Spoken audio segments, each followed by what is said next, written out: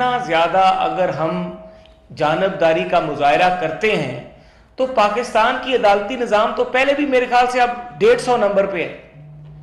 یہ پاکستان کی عدلیہ کو سوچنا پڑے گا کہ پاکستان کی عدالتوں میں پاکستان کی عوام کا جو یقین ہے وہ کس طرح برقرار رہے گا.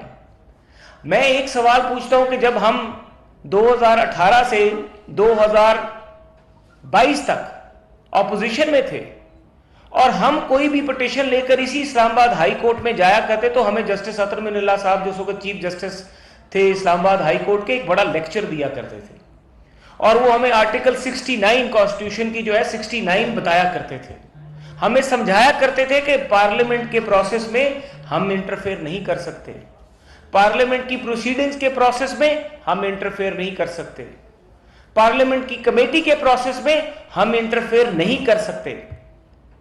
الیکشن کمیشن کے ممبران کی تعیناتی کا معاملہ تھا, پورا پارلیمنٹ کو بائی پاس کر کے غیر آئینی طور پر صدر پاکستان نے ایک نوٹیفیکیشن نکالا تھا, لیکن اس سارے پروسیس کے بیچ میں کوئی سٹے آرڈر نہیں کہیں پہ نظر آئے گا آپ کو. ہم نے صحت انصاف کارڈ جب عمران خان نے اس کے اوپر تحریک انصاف کا پرچم شائع کر دیا, اس کے اوپر جب ہم نے پٹیشن ڈالی تو اس پٹیشن کے اوپر بھی کوئی سٹے آرڈر نہ آیا.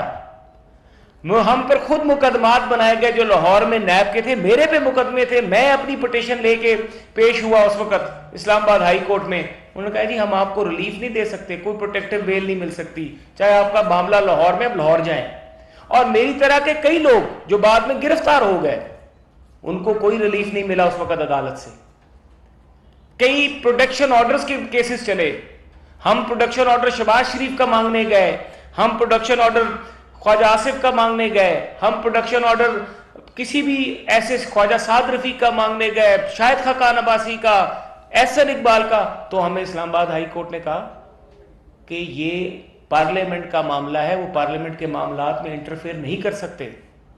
تو آج کیا اسلام آباد ہائی کورٹ کے وہ ججز جسٹس اطہر من اللہ کا جو وہ فیصلہ ہے اس کو نظر انداز کر رہے ہیں کہ جب ماضی میں 2018 سے 22 کے بیچ میں ہم روتے بلکتے چیختے جاتے تھے ان ججز کے پاس کہ ہم سے زیادتی ہو رہی ہے, رانا ثناء اللہ کے اوپر 15 کلو ہیروئن ڈال دی گئی ہے, اس کا جج واٹس ایپ گروپ کے واٹس ایپ میسج کے ذریعے ٹرائل کورٹ کا جج تبدیل کیا جا رہا ہے, تو اس وقت تو چیف جسٹس نے سوو موٹو نہیں لیا.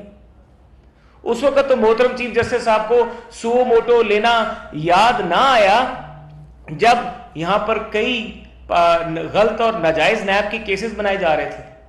ہمیں تو صرف آبزرویشنز نصیب ہوئی, ہمارے کیسز میں تو صرف تاثرات دیے گئے کہ نیب زیادتی کر رہی ہے, نیب ظلم کر رہی ہے, اس طرح نہیں ہونا چاہیے, یہ غلط ہے. لیکن کیا اس وقت کوئی سہولت جو آج عمران خان کو عدالتوں سے مل رہی ہے, یہ سہولت اس وقت اپوزیشن رہنماؤں کو تھی میسر؟ کیا اس وقت خواجہ سعد رفیق کا فیصلہ آج بھی نکال کے پڑھ لیں کہ کتنے سال وہ شخص جو ہے وہ جیل میں پڑے رہے, گلتے رہے, مسلم لیگ نون کی قیادت کے کئی رہنما, کوئی پرسان حال نہ بنا. 2 سال 2.5 سال 3 سال کی جب جیل کاٹنے کے بعد وہ جاتے سپریم کورٹ میں مقدمہ جاتا تو سپریم کورٹ کہتی نیب زیادتی کر رہی ہے, نیب قانون کو تبدیل ہونا چاہیے. لیکن اس سے زیادہ نہیں کہ ایک شخص کی آپ نے زندگی کے 3 سال جیل میں لگا دیے, اس کی زندگی تباہ و برباد ہو گئی, لیکن اس وقت تو سو موٹو لینا یاد نہیں آیا. اور یہاں پر ایک دن کے لیے ایک شخص پولیس لائن میں بیٹھا تو پورے پاکستان کا عدالتی نظام جو ہے اس میں زلزلہ آ گیا. یہ کیسا انصاف ہے؟ اگر انصاف کے تقاضے, اگر میجرمنٹ کا جو سکیل ہے وہ یہی ہوگا تو پھر پاکستان کی جو عدلیہ ہے اس کی رینکنگ میں, انٹرنیشنل رینکنگ میں ہم یقیناً 140ویں یا 150ویں نمبر پہ جائیں گے. کہ اگر ہماری جو منصفی ہے اس میں بیلنس نہیں نظر آئے گا, اگر ہماری منصفی میں 2023 میں پارلیمانی کارروائی کی کمیٹیوں کے اوپر سٹے آرڈر دیے جائیں گے اور 2018-19 میں پارلیمانی کارروائی اور کے اوپر عدالتیں ہاتھ اٹھا دیں گی اور کہیں گے کہ ہم انٹرفیئر نہیں کر سکتے, تو یہ دوہرا معیار نہیں ہے. اگر اس طریقے سے توشہ خانہ کیس کو آپ دیکھ لیں کہ توشہ خانہ کیس میں ایک جج کو, ظفر اقبال کو, کس طریقے سے کلیپس کرایا گیا. سو موٹو تو چیف جسٹس صاحب کو اس دن ہی لے لینا چاہیے تھا جس دن عمران خان ایک جتھے کے ساتھ जुडिशियल कॉम्प्लेक्स में दाखिल हुआ था, जिस दिन ऑर्डर शीट ही गुम गई थी।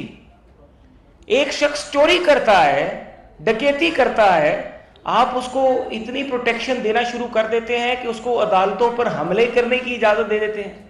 लोअर जुडिशरी के जजेस की जब तस्वीरें तहरीक इंसाफ के लोगों ने ट्वीट की, लोअर जुडिशरी के जजेस की तस्वीरें और उनके पते तहरीक इंसाफ के मेंबर्स ने जब ट्वीट किए, सुओ मोटो तो उस वक्त ले लेना चाहिए था, क्योंकि आप वो सरपरस्ती करते हैं लोअर जुडिशरी के जजेस के।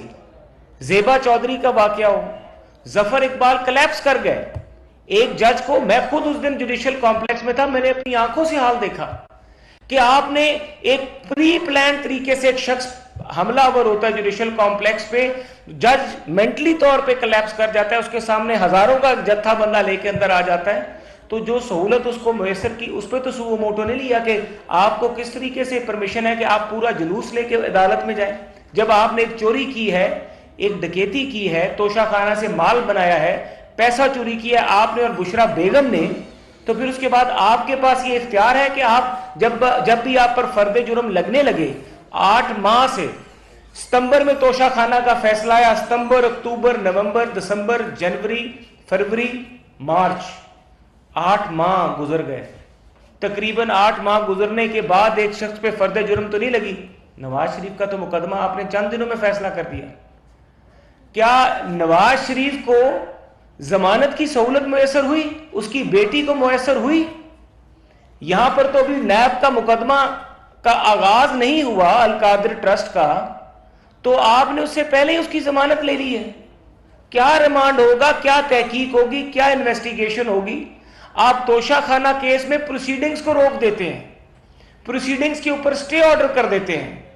तो क्या यह सहूलत आपने नवाज शरीफ को मुयसर की थी? क्या यह सहूलत शहबाज शरीफ को मुयसर थी? क्या यह सहूलत हमजा शहबाज, फरियाल तारपुल, खुर्शीद शाह और बाकी जितने भी हमारे लोग थे, रहनुमा थे, उनको यह सहूलत मुयसर थी कि उनके खिलाफ मुकदमात में स्टे ऑर्डर दे दिए जाए? जज बशीर साहब के ऊपर तो मॉनिटरिंग जज बिठाया गया था, और साकिब निसार की अब तो रिकॉर्डिंग्स मुंह बोलता सबूत है, बल्कि एडमिशन है कि किस तरीके से नवाज शरीफ साहब के खिलाफ फैसला कराया गया। तो क्या उस वक्त जमीर नहीं जागा? उस वक्त ऐवान में, अदालतों के ऐवानों में बैठे हुए हमारे मोअज़्ज़ज़ जजेस साहिबान का, कि जिन्होंने देखा हो कि एक शख्स को हम बेगुनाह सजा दे रहे हैं, जिसके बाद लंदन की अदालतों ने और वो मुसावे जो थे, उन्होंने अपनी कहा कि जो नवाज शरीफ के खिलाफ केसेस बनाए गए वो सब झूठ थे, वो गलत थे। तो क्या उस पर सुओ मोटो नहीं बनता? आज भी वो शख्स पाकिस्तान से बाहर बैठा है, एक ऐसा जुर्म जिस जुर्म के जो उसने किया ही नहीं, क्या इस पे सुओ मोटो नहीं बनता? तो ये जो रवैया है कि अदालतों को, ट्रायल कोर्ट्स को कार्रवाई करने से रोक दिया जाता है। अब मेरे ख्याल से तोशाखाना में जो 8 जून या क्या तारीख है कि मार्च में एक शख्स पे फर्द जुर्म आयद होती है, आप पहली दफा सुना है कि एक शख्स पे फर्द जुर्म आयद हुई है, उसकी आपने प्रोसीडिंग भी रोक दी है। उसकी प्रोसीडिंग ट्रायल होने दें, अगर उसने गलत किया होगा तो सामने आ जाएगा, अगर उसको सजा होगी तो वो अपील में आपके पास दोबारा आ जाएगा, जो कि पाकिस्तान की एक कानूनी जो हमारी रजीम है उसके नीचे होता है। लेकिन यहां पे क्या हो रहा है? यहां पे ये हो रहा है कि नहीं, इमरान खान वो अदालती लाडला है, उसके केसेस को स्टे दे दिया जाए। उसने अगर चोरी की है, उसने अलकादर ट्रस्ट में गबन किया है, वहां से पैसे लिए, किकबैक्स लिए, नहीं, उसको स्टे दे दिया जाए। अलकादर की प्रोसीडिंग्स, तोशाखाना की प्रोसीडिंग्स, जहां जहां पर इमरान खान के खिलाफ मुकदमात चल रहे हैं, सवाल सिर्फ यही है कि क्या ये सहूलत नवाज शरीफ को और बाकी पाकिस्तान के जितने भी लीडरान हैं, क्या ये उनको सहूलत मुयसर थी पाकिस्तान की अदलिया की तरफ से कि जब उनके साथ ज्यादती, जुल्म और जबर होता था, क्या उस वक्त अदालतें सुओ मोटो लेती थी? क्या उस वक्त अदालतें यकतरफा जिस तरीके से आज कार्रवाई करती हैं, क्या उस वक्त इस तरीके से यकतरफा कार्रवाई की जाती थी? क्या उस वक्त राना सनाउल्लाह का जब जज चेंज हुआ और उसको जिस तरीके से पकड़ा गया और सारा कुछ सामने भी आ गया और बैनुल अक़वामी लेवल पे पाकिस्तान की जग असाई हुई कि एक साबका वजीर कानून, एक लीडर ऑफ द अपोजिशन साबका, ایک بڑا سیاسی جماعت کا پروونشل پریزیڈنٹ پارٹی کا، اس پہ آپ نے 15 کلو ہیروئن ڈال دیا ہے. کیا اس وقت ہمارے جو ججز تھے ان کا ضمیر نہیں جاگا کہ یہ جو ظلم ہو رہا ہے ہمیں اس کا بھی نوٹس لینا چاہیے؟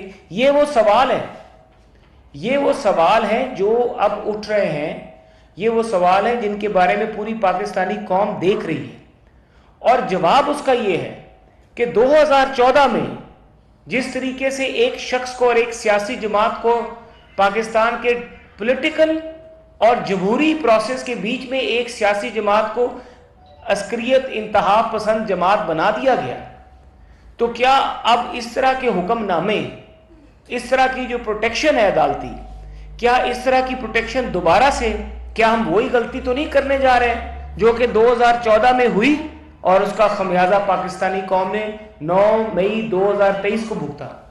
تو اب جو یہ عدالتی ایک سہولت کاری اس کو میسر ہو رہی ہے، تو کیا یہ سہولت کاری جو ہے، کیا یہ وہ 2014 والی سہولت کاری تو نہیں؟